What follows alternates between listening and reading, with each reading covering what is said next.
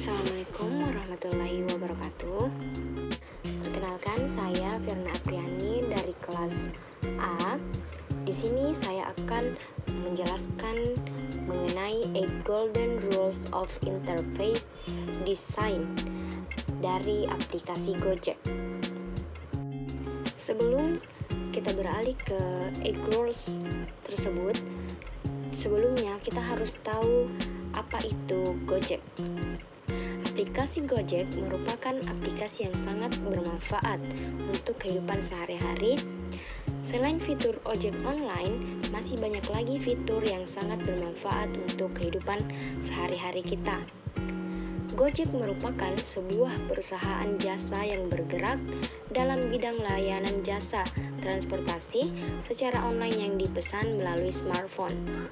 Perusahaan ini didirikan oleh orang Indonesia yang bernama Nadiem Makarim. Baiklah, sekarang kita beralih ke 8 Golden Rules of Interface Design. Yang pertama yaitu berusaha konsisten. Konsistensi dilakukan pada urutan tindakan, perintah, dan istilah yang digunakan pada prompt, menu, serta layar bantuan. Seperti yang dapat kita lihat di sini, bahwa Gojek menggunakan tema hijau putih, di mana penggunaan warna tersebut sangat nyaman dilihat dan tidak terlalu mencolok, sehingga para pengguna Gojek dapat menggunakan aplikasi ini dengan nyaman. Selain itu, penggunaan font dalam aplikasi Gojek ini sangat konsisten, di mana pada pilihan fitur tertentu menggunakan font bold dan penjelasan bagian fitur tersebut menggunakan font yang sedikit lebih kecil, sehingga memperjelas detail-detail dari fitur-fitur tersebut. Yang kedua yaitu memungkinkan pengguna untuk menggunakan shortcut. Ada kebutuhan dari pengguna yang sudah ahli untuk meningkatkan kecepatan interaksi, sehingga diperlukan singkatan, tombol fungsi, perintah tersembunyi, dan fasilitas makro. Seperti yang bisa kita lihat di sini, bahwa Gojek mempunyai beberapa shortcut yang dapat mempermudah pengguna aplikasi ini untuk memenuhi kebutuhannya, seperti Gojek atau Gokar, atau untuk memesan makanan dan menu-menu yang lainnya. Yang ketiga yaitu memberikan umpan balik informatif. Untuk setiap tindakan operator, sebaiknya disertakan suatu sistem umpan balik.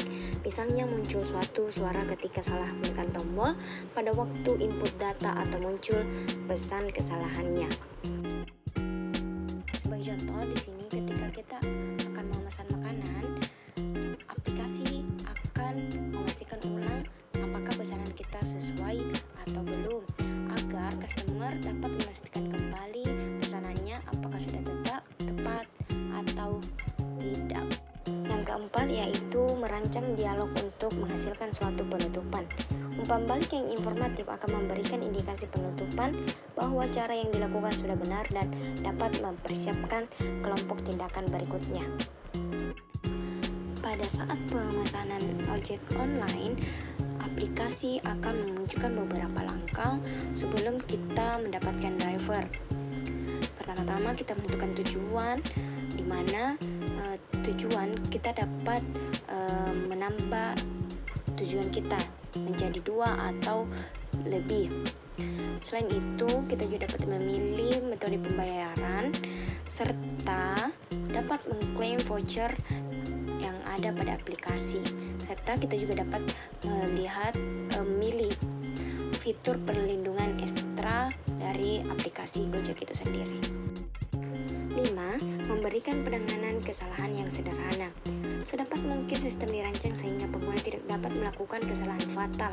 Jika terjadi kesalahan, sistem dapat mendeteksi kesalahan dengan cepat dan memberikan mekanisme sederhana yang mudah dipahami untuk penanganan kesalahan. Contoh, pada saat kita memesan Gojek pada aplikasi ini, maka Gojek akan memperjelas rute tujuan kita, di mana tersebut dapat diikuti dan dilihat oleh pemesan serta driver itu sendiri. Jika driver tidak melewati rute tersebut, maka kita dapat melihat dari smartphone kita bahwa Gojek sedang tidak pada rute. Lalu kemudian pemesan atau customer dapat menghubungi driver melalui pesan atau telepon. Yang keenam yaitu mudah kembali ke tindakan sebelumnya. Hal ini dapat mengurangi kekhawatiran pengguna karena pengguna mengetahui kesalahan yang dilakukan dapat dibatalkan, sehingga pengguna tidak takut untuk mengeksplorasi pilihan-pilihan lain yang belum biasa digunakan. Contohnya seperti saat customer melakukan kesalahan dalam pemesanan Gojek, mungkin kesalahan dalam alamat, tujuan, ataupun kesalahan ataupun ketidaksengajaan dalam pemesanan ojek tersebut, maka customer dapat langsung membatalkan dan memberikan alasan yang sesuai dengan kesalahan yang dilakukan. Ketujuh, yaitu mendukung tempat pengendali internal. Pengguna lain menjadi pengontrol sistem dan sistem akan merespon tindakan yang dilakukan pengguna daripada pengguna merasa bahwa sistem mengontrol pengguna. Yang kedelapan yaitu mengurangi beban ingatan jangka pendek. Keterbatasan ingatan manusia membutuhkan tampilan yang sederhana atau banyak tampilan halaman yang sebaiknya disatukan serta diberikan cukup waktu pelatihan untuk kode dan urutan tindakan. Contohnya yaitu kita dapat lihat pada shortcut pesanan. Di situ terdapat riwayat dalam proses dan terjadwal.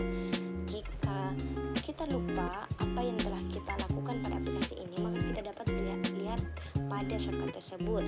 Kelebihan Gojek: pertama, tidak perlu sibuk mencari driver Gojek. Kedua, harga langsung ditetapkan dari aplikasi, jadi driver tidak bisa bermain curang.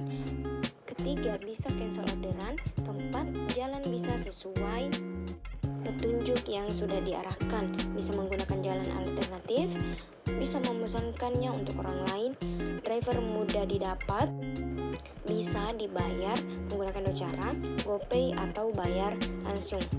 Kekurangan Gojek: tidak bisa pilih driver yang sesuai keinginan. Jika ternyata merubah arah, maka bersedia untuk dikenakan bayaran yang lebih. Repot, kritik, dan saran kurang ditanggapi. Untuk GoFood, kadang pemesanan lama datangnya. Untuk GoFood harus membayar 2 kali lipat dari harga makanan. Driver kerap salah menerima informasi. Mungkin itu saja dari saya untuk kali ini. Terima kasih. Assalamualaikum warahmatullahi wabarakatuh.